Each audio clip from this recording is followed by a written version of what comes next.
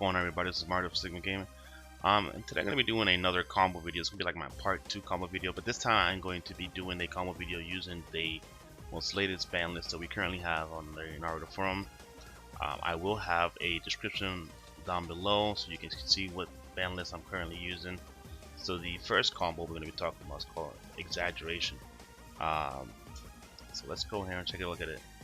So essentially, Exaggeration is an OTK, or it's a possible OTK, and it uses cards like the Itachi, the Amaterasu, Deidara, Hidan. It's just a way to abuse Exaggeration. Unfortunately, it's a very late combo, so it's not an early game combo. So essentially, what you can do with this combo is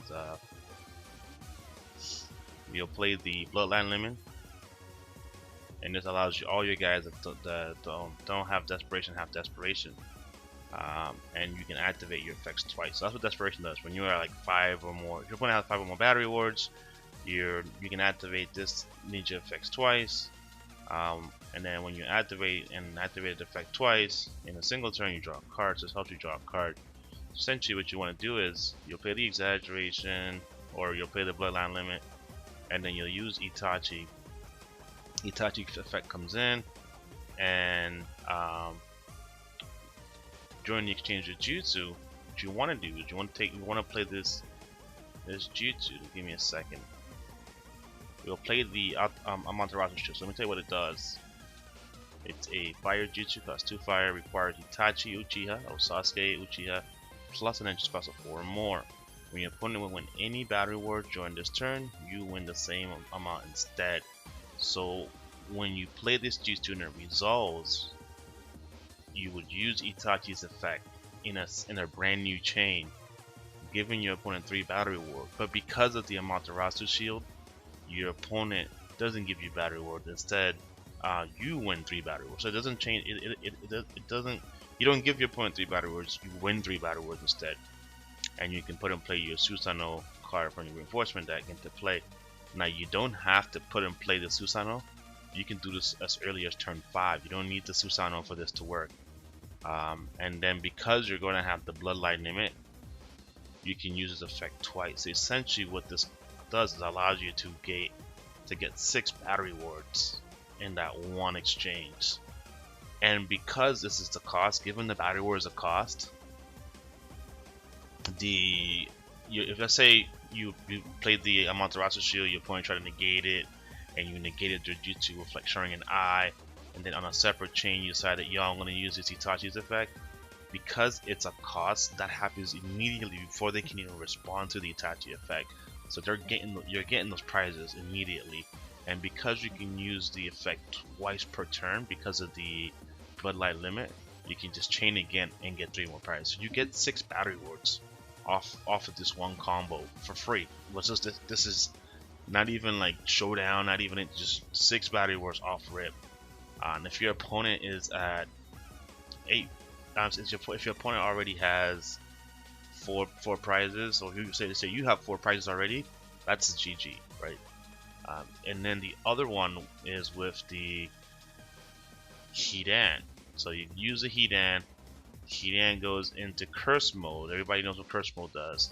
And because you have Exaggeration in play, your curse mode now gets 2 battery wards. And because you have the Bloodline Limit in play as well, you can use the effect twice. So you go Hidan, uses the Hidan curse mode, uses the effect, pay 2 chakra to give himself a damage during the mission phase. And whenever he receives a damage, both players give each other a battery ward. And because of Exaggeration, you are now increasing that number by 1. So essentially, you're going to get 2 battery wards, and your opponent gets 2 battery wards. And you can use this effect twice because of Bloodline Limit. So you get 4 battery wards. Obviously, your opponent also gets 4 battery wards, but that's enough to put the match in your favor. Also with the Itachi, because you might have the Exaggeration in play, this becomes 4 battery wards, so you can get 8 prizes in that one exchange. It's a really funky, neat combo turn 5 that allows you to instantly win the game in 1 turn. And then you can also use it with Deidara. Deidara uses his effect, you kill off the Hidan curse mode. So Let's say you don't have the Itachi and the Amaterasu shield, but you have Exaggeration, Bloodline Limit, and Hidan. You can put Hidan in play, go into your Curse mode, use Curse mode's effect twice. That gets you 4 battle rewards. Use Deidara's effect to kill the Curse mode. That gives you 3 battle rewards. Put in play Hidan again, and go into the Curse mode one more time, and get another 4 battle rewards. And because that's how many battle rewards? That's 4, 7. So that's pretty much GG in one turn. You just you played the Hidan and the Deidara, and you win. Well, you can win 13 prizes in that one turn. Very powerful. Like I said, it's all turn 5, so it's a really late game, but it's a pretty cool combo.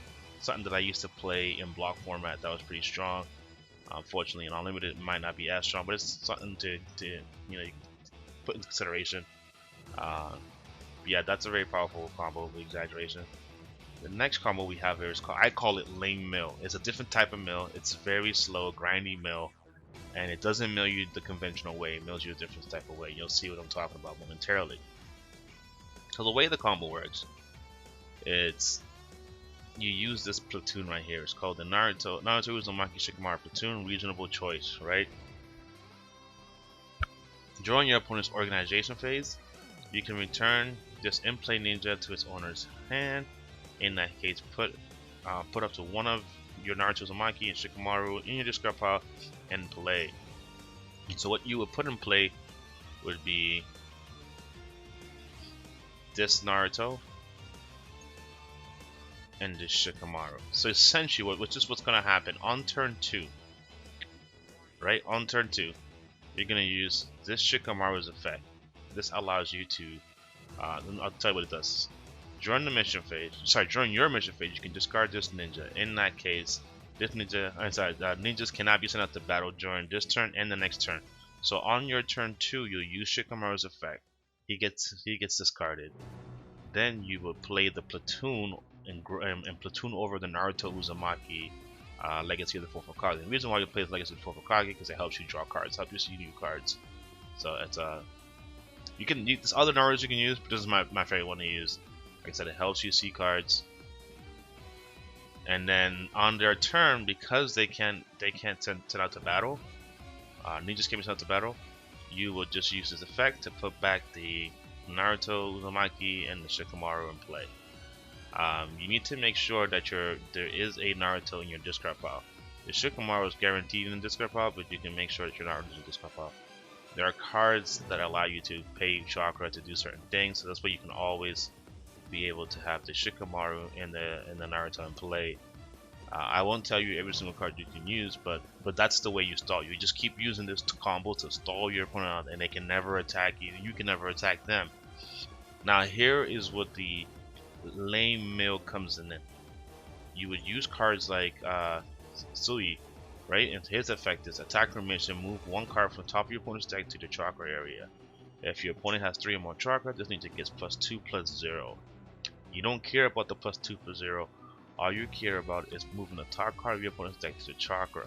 So you're essentially milling your opponent out because they can't go into the battle or EOJ. They can't use jutsus. They can still use their chakras for ninja effects, but they really cannot jutsu you at all because you're preventing them from going into battle. And this is a way you just slowly mill your opponent out. You just keep slowly milling them out. You do the same thing with Kabuto. Kabuto also moves top card of your opponent's deck to the chakra area, and then draws 1 card. Then, if your opponent has 10 or more chakra, move 1 card from your hand to the bottom of your deck. If your opponent has 11 chakra, you keep the card, right? So you don't really care. Again, you're seeing new cards, you're slowly milling them out bit by bit. So if your opponent's playing Revitalize, they would actually get milled because you don't send the cards from the top of the deck to this card pile. They go to the chakra area, so those Revitalized cards will never go to the bottom of the deck. And then you play cards like Kiho. Kiho is a little bit different. He pays he discards 20 opponent's chakra, and then your opponent moves top card of the deck to the chakra. So essentially, it's the same thing. You're going to be targeting non-revitalized cards and moving the top card of your opponent's deck to the chalk area. Again, it's another slow stally mill card, and you just keep doing that until your opponent decks out. It's a deck that I played before. It's pretty annoying, and it takes a long time to mill your opponent out, but it does work. Obviously, there are counters to the deck, but you can also play your counters to those counters. I'm not going to go into full details of what actually stops the deck. Most players would know exactly what would stop the deck, but again, it's a slow mill combo. To me, it's really trolly, and can be fun if you want to be a dick. Alright, we got the OP OTK. Now, OP stands for Overwhelming Power OTK. This one's a little bit different. This is a little bit more of a late game OTK. This is pretty simple. There are other versions of this OTK that can do it a lot sooner than normal, but I'm just going to show you the generic, most basic way of doing it. So we'll start off with this Jiraiya. It's turn 6, 1 hand cost, Monster Hunter, and his effect is jutsu cards with a lightning symbol used by this ninja are moved to the owner's hand after their effect is applied. So whenever you play a lightning jutsu with this ninja, that lightning jutsu goes back to your hand. So auto masteries. It's not once per turn. You can just keep moving it back to your hand over and over and over and over and over and over and over. The next card we're going to show you is Chakra Manipulation Training. So essentially what you do is you play this jutsu with Jiraiya. This jutsu gets attached to Jiraiya, and now any jutsu that is a lightning symbol will cost you 1 less chakras, because the effect is attach this card to the user. Jutsu cards that share a symbol with the attached ninja cost 1 less when you used it by this ninja is attached, right? So whenever you play jutsu with Jiraiya, because he's only lightning, your lightning jutsus cost you 1 less. The other card we're going to show you would be this Naruto. If you couldn't get that jutsu, this Naruto does the same thing. All your lightning jutsu cards cost you 1 less to play. So the same thing, almost the same thing as that jutsu, but in a ninja form. And it's all your ninjas. Doesn't matter what ninja's using it. Doesn't have to be Jiraiya, it can be anybody. But Jiraiya allows you to auto master your lightning jutsu, so why not use it with Jiraiya? And then I'm going to show you the Overwhelming Power. And what this card does, it's costs you one lightning, 1 random. If you're playing it, if you have the Naruto or the jutsu attached to Jiraiya, it's going to cost you 1 lightning. And it requires a combo of 6 or higher. The effect is you win a battle reward. So essentially, for 1 chakra, you win a battle reward, and this jutsu goes back to your hand. And you can just play it again and again. You can do this up to 10 times. As long as you have 10 chakra, you can do it. Now, if you don't have 10 chakra, here is where release a chakra comes in handy, right? You move 3 cards from your hand to your chakra area, and then you draw 3 cards. They gotta write it to say 3, not you don't draw 4 cards anymore. Or maybe you charge 4. Yeah, you charge 4 and draw 4. Something of that nature. There's a errata list. You can go check out the errata list, but it's a neg 1. Before you broke even, you neg 1. Now what you do is with this jutsu, you play with Jiraiya. You charge cards that you don't care about. This card goes back to your hand. You do it over and over until you get your Overwhelming Power if you don't have it. And whenever you need to build some chakra, this helps you build some chakra. You just charge your lightning cards, and boom. You're definitely going to get the necessary chakra to do this combo. Now you don't need the Chakra Manipulation Training, and you don't need the Naruto Uzumaki. These cards just help you do this a little bit more easier. You don't have to pay 2 chakra, but because of the release of chakra, the 2 chakra ain't nothing. You can just constantly have it. It's so easy to do. I mean, again, there are other cards that make things a lot more easier, but that's just something that I'm just showing you. Essentially, the combo is just playing that jutsu with Jiraiya, and you essentially win the game. Let me close this real quick. So that's a really simple OTK. Again, there's ways to bring this out as early as turn 2 and doing this on turn 2, but I'm not going to go into full detail about that. It's more complicated, really luck sack. It's not consistent. This is very consistent. You can just do this every time on turn 6. This is the combo that came up, so I would say maybe about a year and a half ago. I was playing Leaf Academy. I've always been a big fan of Leaf Academy. I've always tried to find different ways to get growth points in Leaf Academy. I've tried the Taijutsu version. I tried all kinds of versions. This one uses the 5th Hokage. That's what the TFA stands for, the 5th Hokage. So essentially, this is what you want to do. So I'll read you the 5th Hokage. The 5th Hokage, as a turn 4 fire permanent. When a Satoshi Ninja you control is removed from play, you may search your deck for one Satoshi Ninja card, reveal it, and move it to your village. Shuffle your deck afterwards. Right. So, whenever any of your Satoshi Ninjas would die, get sent to Chakra, anything like that, you get to put and play another Satoshi. It doesn't have to be the same one, it could be a different one. It just has to have Satoshi ranking on the characteristic. And because it says you may, it is not once per turn. So you can do this as many times in a turn. Can means once, may does not mean once. May means as many times. So what you do, you have to play these missions in this specific order. You have to play this, if you want to do this as early as turn 4, you have to hit these missions in these exact order. Turn 2, you want to play Leaf Academy. Very self-explanatory, most people already know what it does. Essentially, what you want, the end goal for Leaf Academy is to have 10 growth coins on your ninjas, total 10, and you win the game. It's an alternate win condition. So on turn 2, you play that. On turn 3, you play Impassionate Speech. I've done if you've seen my last combo video, you should guys know what this card does. Essentially, you give all your ninjas that don't have flashpoint, and when you put in play ninja set by deployment, you can draw a card. So it's only once per turn for the you can part for the draw effect. So on turn 3 you play this, and on turn 4 you play your the future Hokage. Now on turn 4, if you don't have a Satoshi in play, you can just simply deploy Shibuki. It doesn't have a hand cost. He is a Satoshi, and he will have flashpoint because of the expansion, because of the speech card, right?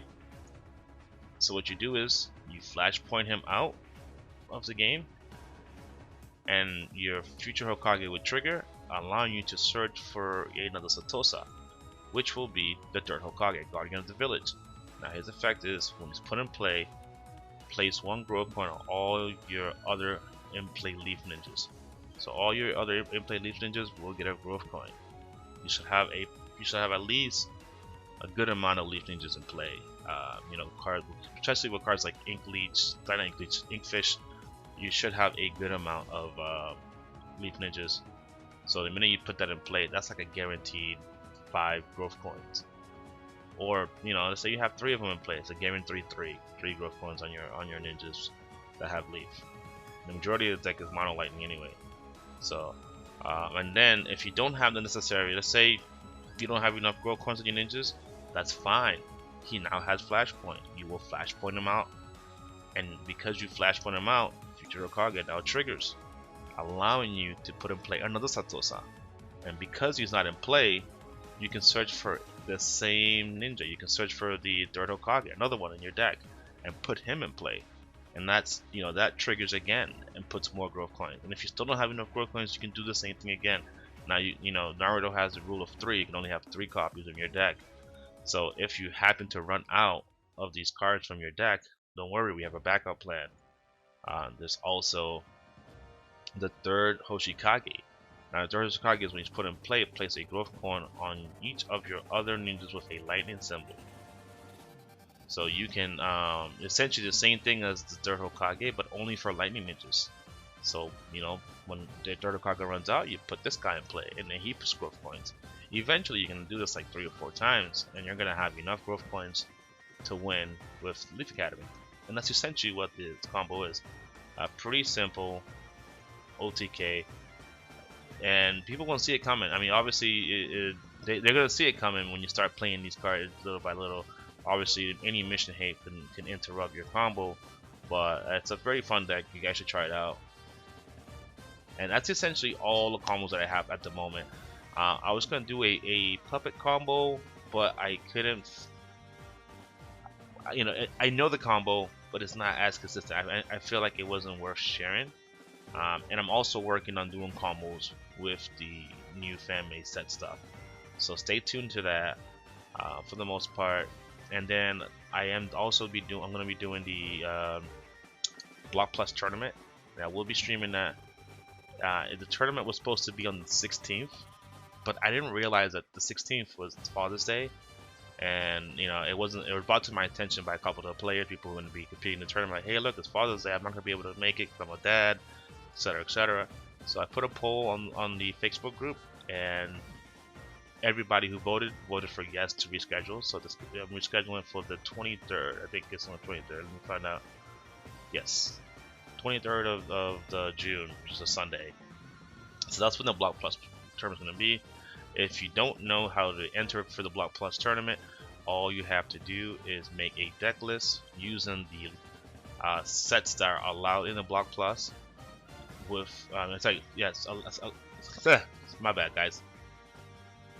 A deck list allowed with all the cards that are legal for the Block Plus tournament, and send me that deck list with your name and, well, not your real name, but your untapped name, and that would register you for the tournament. First place winner gets 40 bucks, and it's free tournament. So it's a pretty much only one person gets prize. You know, I'm not doing no top four, only first place wins it all. So that's pretty much it, folks. I'll see you guys in the next one. Peace.